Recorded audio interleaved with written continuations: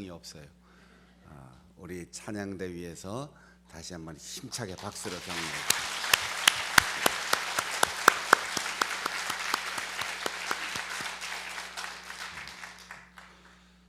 새해 교회의 표어로 정한 이 본문은 아주 짧은데 그 앞에 26절부터 읽어야 이 본문의 전체적인 맥락을 이해할 수 있습니다. 사울이 예수 믿는 사람들을 체포할 영장을 받아가지고 그 권한을 집행하기 위하여 예루살렘에서 다메섹으로 달려갑니다. 그 가는 도중에 예수님께서 그에게 찾아오셨는데 사람의 모습이나 눈에 보이는 어떤 천사의 모습이 아니라 그 주변을 둘러 비추는 둥그런 서클라인 빛으로 비춰왔다 그랬어요. 그러니까 이건 보통 자연의 빛이 아니죠. 빛이 비치면 직진하게 되고 넓게 비치는데 사울을 둘러 비췄다고 했어요. 마치 그를 포위하는 것처럼, 마치 그를 보호하는 것처럼, 마치 그를 감싸는 것처럼 둘러 비쳤는데 그 빛 때문에 갑자기 앞이 보이지 않게 되고 달려가던 말에서 굴러 떨어졌습니다. 거기에서 예수님의 음성을 들었어요. 사울아, 사울아, 네가 어찌하여 나를 박해하느냐. 사울은 말도 안 되는 소리라고 생각했어요. 당신 누굽니까? 나는 이단을 지금 박멸하러 가는 거고 잘못된 거짓 종교를 없애기 위해서 하나님을 향한 열심을 가지고 가는데 아니 내가 박해를 하다니요. 당신 누구십니까? 나는 네가 박해하는 예수다. 예수라고요? 글쎄 예수 믿는 사람, 예수 도당, 나사렛 사람들 그런 사람들을 내가 잡아다가 체포해서 감옥에 넣은 적은 있지만 난 사실 당신에 대한 소문을 많이 들었지만 당신을 본 일이 없습니다. 하물며 내가 당신을 박해하다니요. 말도 안 됩니다. 그걸로 대화는 끝났어요. 그리고 사울은 눈이 멀어서 3일 동안 보지 못하게 되었습니다. 세상에서 무서울 것이 없었고 세상에 흠 하나 없이 완벽한 신앙적이고 종교적인 열심의 인생을 살아왔다고 자부심을 갖는 사람인데 나보다 더 율법을 잘하는 사람이 있으면 나와보라고 해. 나보다 율법을 더 잘 지킨 사람이 있으면 나와봐. 하나님께서 사랑하는 그 사람, 하나님이 인정하는 사람 중에 나보다 더 잘난 사람이 있으면 나와봐. 이렇게 살아왔는데 갑자기 눈이 멀고 달리던 말에서 거꾸로 떨어지고 정말 비참한 인생이 되어서 곰곰이 생각하고 기도하는 가운데 보이지 않는 신령한 세계에서 나에게 말씀하신 그분, 예수, 그분이 나를 박해자라고 말씀하셨는데 내가 그분을 1대1로 본 적이 없지만 예수의 이름으로 살아가는 사람, 예수의 이름을 따라가는 사람, 예수의 이름으로 모여 예배하는 사람, 그 사람들을 박해하는 것이 곧 예수를 박해하는 거구나.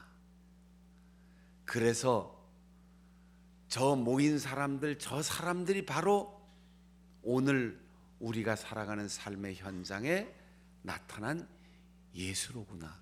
이걸 깨달았어요. 그리고 그는 예수님을 만난 이후 변화됐습니다. 지금까지 성경을 알고 율법을 공부하고 열심을 내던 그 모든 것이 그대로 싹 방향이 바뀌었던 거예요. 아, 이게 법인 줄 알았더니 사랑이구나. 이것이 건물인 줄 알았더니 사람이구나.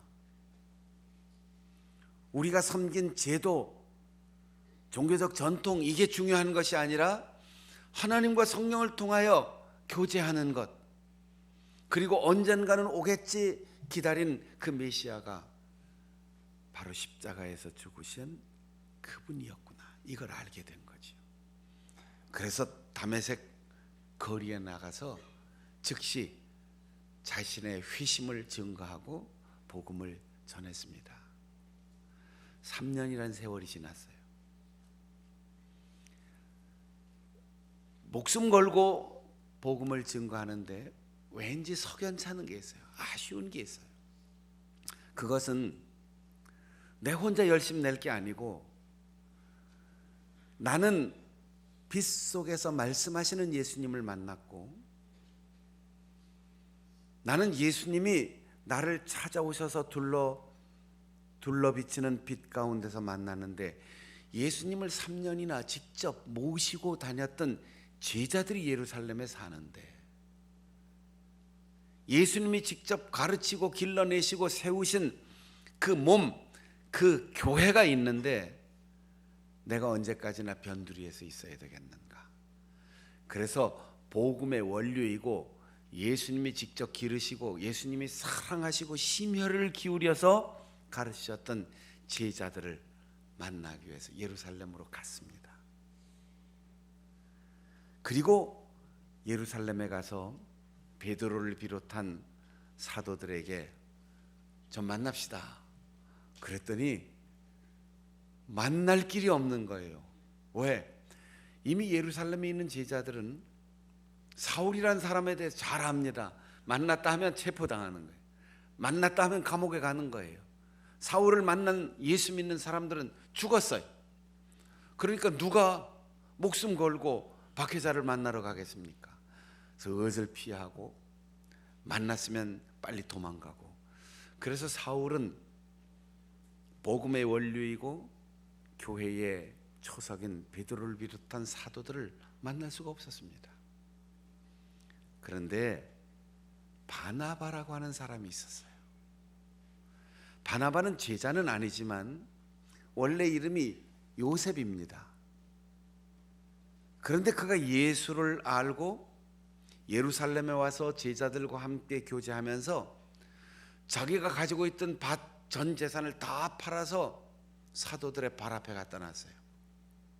성경에 발 앞에 둔다 이 말은 우리말로 번역하면 문화생이 된다 이런 얘기예요.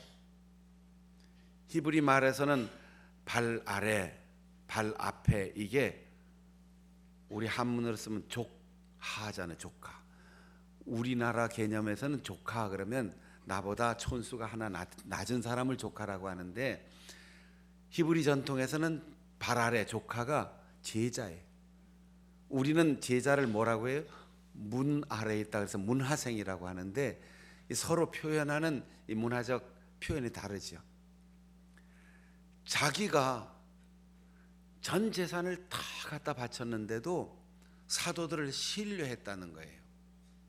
당신들이 어떻게 쓰든 무엇을 위해 쓰든 어디에 무엇을 누구를 위해 쓰든 나는 복음적인 열정과 사명을 가지고 교회가 바르게 쓸 것을 믿고 맡깁니다. 그냥 갖다 놓고 갔어요. 그리고는 자기는 사람들 사이에서 수많은 이들이 낙심하고 갈등하고 의심하고 다투고 그런 사람과 사람 사이에서 이해시켜주고 화해시켜주고 위로해주고 격려해주고 그래서 얼마나 위로를 잘했는지 사람들이 별명을 붙여서 위로하는 사람, 위로하는 사람, 위로하는 사람. 그래서 별명이 이름이 되어버렸어요. 바르라고 하는 말은 아들이란 뜻이고 꼭 누구의 아들 이런 게 아니고 우리로 치면 놈 자자가 붙는 거예요. 무슨 자. 그 다음에 나바는 위로한다는 거예요. 요셉이라고 하는 이름은 싹 사라지고 별명이 계속 사도행전 뒤에까지 이어갑니다. 그 이름 그대로 사도들이 사울을 무서워하고 도망가고 피하고 하는데 내가 사울을 보증하겠습니다. 나 저 사람 만나봤는데 진짜 회심했습니다. 그리고 정말 앞으로 교회를 위해서 역사를 위해서 훌륭한 일꾼이 될 사람입니다. 저 사람을 만나면 요즘 말로 하면 교회 시너지 효과가 날 겁니다. 우리 같으면 어떻게 할 것 같아요? 12명만 해도 충분해. 됐어. 저 혼자 가서 일하라고 해. 의심하고 마음을 풀지 않았을 거예요. 그런데 누가 말했어요? 바나바가 얘기하니까 사도들이 다 신뢰했습니다. 그래서 사울과 예루살렘의 제자들이 서로 만나서 오해를 풀고 같이 손잡고 분파작용이 아니라 한 마음으로 교회가 하나 되어 희망의 복음, 화해의 복음, 위로의 복음을 전했습니다. 여기까지 장황하게 설명한 이유가 26절 때문이에요. 사울이 예루살렘에 가서 제자들과 사귀려 하나 다 두려워하여 그의 제자됨을 믿지 아니하니 바나바가 데리고 사울에게로 가서 그가 길에서 어떻게 주를 보았는지 주께서 그에게 말씀하신 일 다메섹에서 그가 어떻게 예수의 이름으로 담대히 말하였는가를 전하니 사울이 제자들과 교제하고 주 예수를 담대히 전하며 유대인과 변론하였다. 그리고 유대인들 가운데 끝까지 율법주의를 버리지 않은 박해자들이 그들의 입장에서 볼 때 사울은 변절자입니다.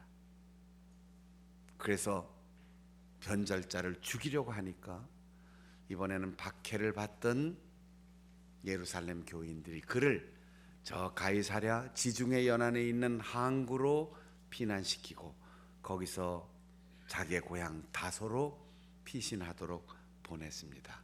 그리하여 예루살렘의 교회가 평안하고 든든하게 서갔다라고 했어요. 왜 교회가 그냥 부흥했다, 성장했다, 숫자가 많아졌다 이러지 않고 평안하여 든든히 섰다라고 할까요? 건물로 말하면 기초가 튼튼해야 건물이 똑바로 설 수 있어요. 대강대강 얼기설기 엮어놓으면 크면 클수록 위험합니다. 하루아침에 와르르 무너질 수 있어요. 천천히 기초를 든든히 닦고 차근차근 지어나가야 하는데 교회를 짓는 것은 건물을 얘기하는 것이 아니고 예수 그리스도의 몸을 세우는 것은 평안해야 된다는 평안. 이 평안이란 말이 크게 쓰면 국가 간의 평화라고 번역할 수 있고 사람과 사람 사이는 화목하다 이렇게 번역할 수 있고 마음으로 말하면 평안 그런 거예요. 교회는 100명, 1000명, 10,000명 수없이 많은 사람이 모이지만 예수 그리스도의 한 분의 인격에 몸을 이룬다면 그 마음이 평안해지대요. 또 그 안에 지체가 너와 나라고 한다면 우리 사이가 화목해야지 돼요. 그리고 공동체에 다툼이 그치고 평화가 이루어져야 부강하고 번영하는 나라가 될 수 있어요. 국가에서도 동서가 싸우면 번영할 수가 없어요. 남북이 전쟁을 하면 번영할 수가 없어요. 사람의 마음도 내 속에서 계속 갈등해서 평화가 없으면 몸이 건강할 수가 없습니다. 예수 그리스도의 몸으로서의 교회가 든든하게 서가고 숫자가 많아지고 성장하려면 제일 먼저 평안이 있어요. 평화가 깃들어야 돼요. 이 일에 바나바는 아주 중요한 역할을 한 겁니다. 우리끼리 평화가 아니에요. 모든 사람과 평화예요. 12명의 제자의 평안이 아니고 예루살렘의 평화가 아니고 안디옥에서부터 사마리아, 유대, 갈릴리 전 지역의 모든 교회 지체들이 평화를 이루고 사도인 사람과 사도가 아닌 사람이 다 동일한 제자로 인정받아서 평화를 이루고 박해자와 박해를 받는 자가 손잡고 동역자가 되고 화해를 이루었을 때 그때 교회는 든든해지는 겁니다. 여러분, 아무리 좋은 집을 사고 넓은 별장을 가지고 있고 남들이 부러워하는 좋은 가전제품 가재도구 다 차려놓고 거기에 뭐 비싼 옷 명품 다 갖춰놔도 부부싸움 한번 하고 나면 거긴 지옥이에요. 거긴 지옥이에요. 행복할 수가 없어요. 부모가 아무리 재산이 많고 자식들이 아무리 훌륭하게 잘 자랐어도 부모와 자식이 서로 얼굴 보지 않고 다투면 그 가문은 망가지는 거예요. 행복과 명예가 대물림할 수가 없어요.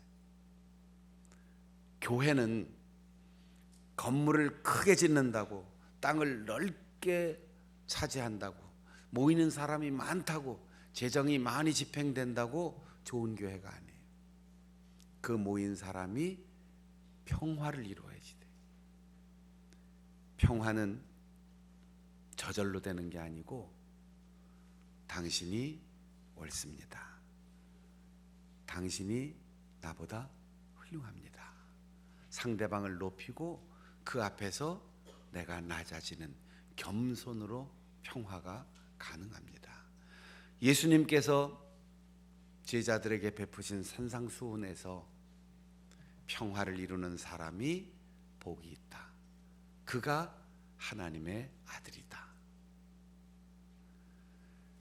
너희가 제물을 드리다가도 지금 이처럼 예배 드리다가도 헌금 시간에 헌금을 드리다가도 교회학교 찬양대 구역 예배 어떤 사역을 하다가도 누구하고 상한 관계가 있는 게 생각나면 그거 그대로 다 두고 먼저 가서 손잡고 화해하고 와서 제물을 드리라.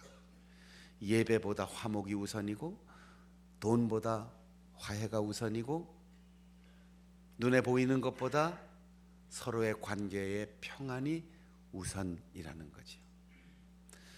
이렇게 바나바로 인하여 박해자와 박해받던 사람들이 손잡고 화해하고 동역자가 되어서 건강한 예수 그리스도의 몸된 교회를 이루니까 든든하게 모이는 사람들의 숫자가 늘어가고 성령의 위로가 있었다고 했어요.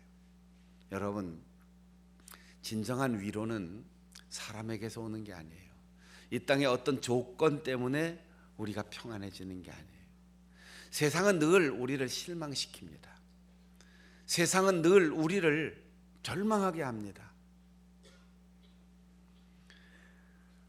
밤이 깊을수록 새벽이 가까운다 우리가 희망을 갖지만 새벽이 오면 좀 있다 또 밤이 올 거예요. 인간의 세상에는 끊임없어요. 아침이 오면 밤이 오는 거고 밤이 오면 아침이 오는 거예요. 아침이 왔다고 해서 그 아침이 영원히 계속됩니까? 계속 도는 거예요. 그러면 똑같이 돌고 도는 세상에서 우리가 어떻게 삶의 의미와 희망을 발견할 수 있느냐? 낮에 밤이 올 것을 알고 최선을 다해 일하는 거예요. 밤에는 아침이 올 것을 믿고 절망하지 않는 거예요. 그러니까 돌고 도는 쳇바퀴에서 벗어날 수 있는 깨달음은 지금 우리가 가진 것, 지금 우리가 누리는 것, 지금 우리가 보는 것이 영원하지 않다는 사실을 깨닫는 거죠. 그래서 사람 때문에 실망하고 환경 때문에 절망하고 내 마음대로 되지 않는 것 때문에 불평하고 원망하다가 우리가 교회 공동체에서 예수 그리스도의 몸의 지체로서 함께 연합하여 여기서 예배하고 여기서 기도하고 여기서 말씀 듣고 주님의 이름을 부를 때 하나님은 성령을 통하여 우리에게 위로, 소망, 그리고 마음의 진정한 평안을 주십니다. 자식 때문에 실망하고 부모 때문에 속상하고 남편 때문에 마음 아파하고 아내 때문에 서운하고 형제들 때문에 갈등하고 그럴 필요 없어요. 우리의 위로는 성령께서 주시는 겁니다. 성령의 위로. 요한복음에는 예수님께서 부활 후 하늘로 올라가시면서 약속의 말씀을 주셨어요. 나는 간다. 그러나 또 다른 보혜사를 너희에게 보낼 것이다. 이 보혜사라는 말이 가까이 옆에 와서 부드러운 말로 꼭 필요한 격려와 가르침을 주는 것, 그게 보혜사라는 말이에요. 성령은 우리에게 그렇게 가까이 오셔서 위로자가 되신다는 거지요. 성령이 오시면 처녀가 잉태하여 아들을 낳는 기적도 일어납니다. 성령이 오시면 몰랐던 것을 알게 되어서 도저히 받아들일 수 없는 약혼자의 임신도 받아들일 수 있는 너그러운 마음을 갖게 됩니다. 성령이 오시면 보이지 않던 것이 보이고, 성령이 오시면 할 수 없는 것을 할 수 있게, 성령이 오시면 슬픔 중에서도 기쁨과 위로를 얻을 수 있습니다. 우리 교회가 성령의 위로가 넘치는 교회가 될 수 있기를 바랍니다.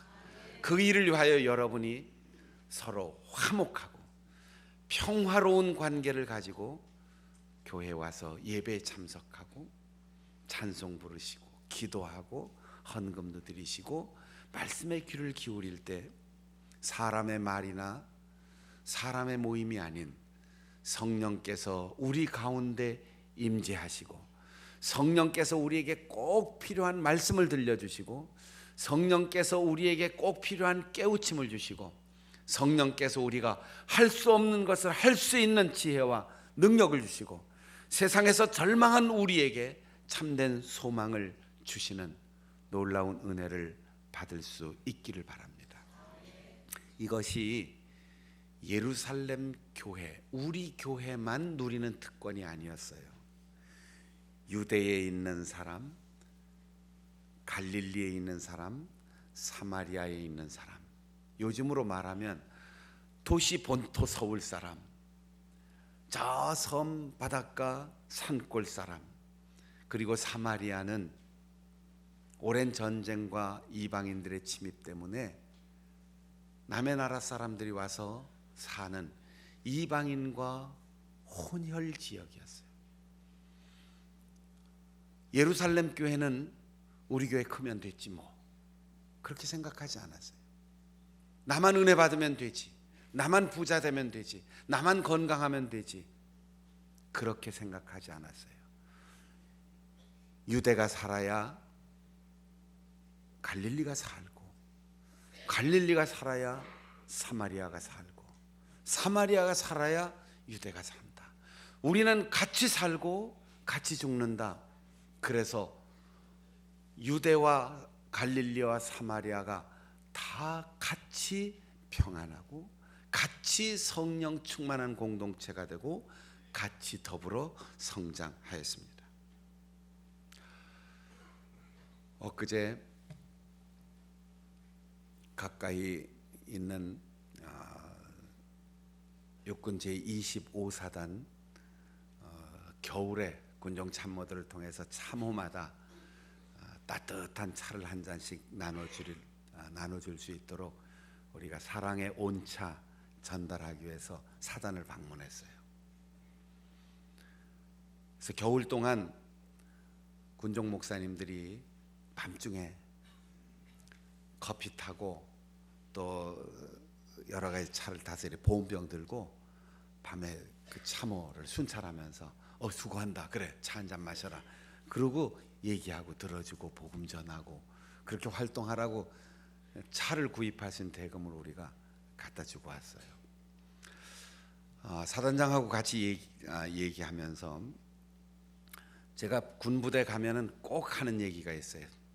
보통 사단장이 별 2개, 그 밑에 사단 참모들이 이제 대령, 중령 뭐 이런 분들이 이제 참모들이 쭉 예하부대 지휘관들이 오는데 그분들한테 제가 꼭 얘기합니다.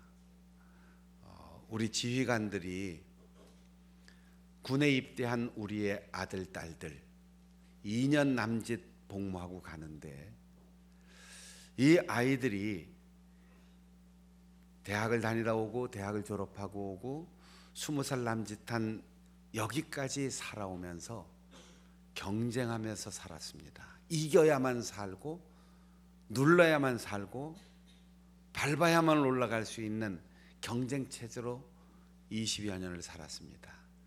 그런데 군대는 경쟁하고 밟고 올라서는 게 아니고 네가 살아야 내가 살고 너 죽으면 나도 죽는다. 그래서 함께 살고 함께 죽는 운명 공동체라는 사실을 군대에서 경험하고 올바르게 배워서 나가면 우리 나라가 달라집니다. 더불어 사는 나라가 됩니다. 그래서 군대는 중요한 국민 교육 기관입니다. 네, 그렇게 얘기했어요. 식사 시간에 사단장님이 제 옆에서 목사님 오늘 경쟁을 넘어서서 함께 더불어 사는 것 마음속에 깊이 와닿았습니다. 그러면서 우리가 최전선의 참호를 구축할 때 2사람이 한 계조로 들어가서 거기서 적을 막도록 참호를 파는데 영화에서 보는 것처럼 참호를 이렇게 파놓고 거기서 올라오는 적을 향해서 총을 쏘는 게 아니고 2사람 사이에 앞에는 높이 쌓아서 앞이 안 보이게 만듭니다. 그리고 똑바로 내려다보면 적하고 총을 같이 쏘기 때문에 죽습니다. 그래서 앞으로 높이 참호를 흙을 싸서 총알이 날아오는 걸 막고 나도 똑바로 못 쏩니다. 반드시 옆으로 총을 쏘게 돼 있습니다. 그래서 나를 공격해오는 적을 쏘는 게 아니고 내 옆에 다른 참호에 있는 전우를 공격해오는 적을 옆으로 쏘는 겁니다. 그러니까 내 전우를 살리고 전우는 나를 살리고 그렇게 해서 함께 사는 겁니다. 저도 또 배우고 왔어요. 여러분, 우리가 나만 살려고 하면 다 죽습니다. 함께 살아야지 돼요. 그래서 우리가 장충동에 살지만 중구가 살아야 되고 서울이 살아야 되고 대한민국이 함께 살아야 되고 서울신학대학교가 살아야지 되고 선교지의 선교사들이 살아야 되고 사회복지기관, 고아원, 양로원, 노숙자 더불어 이 사회가 살아야 교회도 함께 사는 겁니다. 우리가 나만, 우리만이라고 할 때 우리는 죽는 길을 선택하는 거예요. 내가 저 사람을 살린다. 내가 저 나라를 살린다. 내가 저 기관을 살린다. 그때 우리 교회가 그들 때문에 사는 거지요. 여러분 이번 주에 뉴스 보셨죠? 대한민국 제1위의 종교가 어디예요? 뉴스를 안 보시는구나. 대한민국의 가장 숫자가 많은 1위의 종교가 기독교 개신교라고 통계가 나왔어요. 열등감에 사로잡혀서 그동안 기죽었는데 1등 했다고 기가 사는 게 아니고 교회는 자꾸 줄어들고 그렇다면 다른 종교도 마찬가지라는 얘기죠. 인구가 줄고 젊은 사람들이 종교에 관심이 없고 그래서 학생들, 청년들, 어린이들이 교회에서 자꾸 줄어드는데도 우리가 제일 숫자가 많은 이유, 우리가 군선교회위원회에서 모여서 분석했어요. 군선교 잘했기 때문이다. 청년들, 대학생들, 젊은이들 만나기 이 어려운 시대에 1년에 논산훈련소에서만 8만 명을 세례를 줍니다. 지난달에 우리 교단에 가서 3,000명 세례하고 왔는데 그 중에 한 명도 우리 교회 안 왔지만 그렇게 우리가 함께 사역하는 동안 언젠가는 우리가 더불어 교회가 성장하는 그런 시대가 올 겁니다. 그리고 그들이 결혼하고 아이를 낳으면 교회 보내고 그들이 자라서 우리가 떠난 다음 우리 장충단 교회를 채울 미래 신자들이 거기에 있는 거지요. 따라해 보겠습니다. 더불어 살아야 같이 산다. 당신이 살아야 내가 산다. 옆에 있는 분들에게 이렇게 얘기해 주세요. 당신이 살아야 내가 삽니다. 당신 죽으면 나도 죽어요.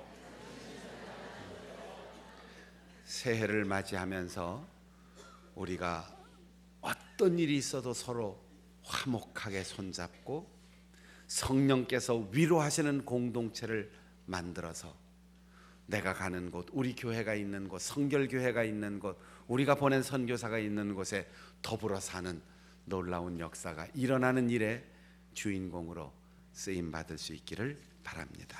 기도하겠습니다. 하나님 아버지, 우리로 하여금 더불어 성장하는 교회가 되게 하시고 교회가 평안한 공동체 되게 하시고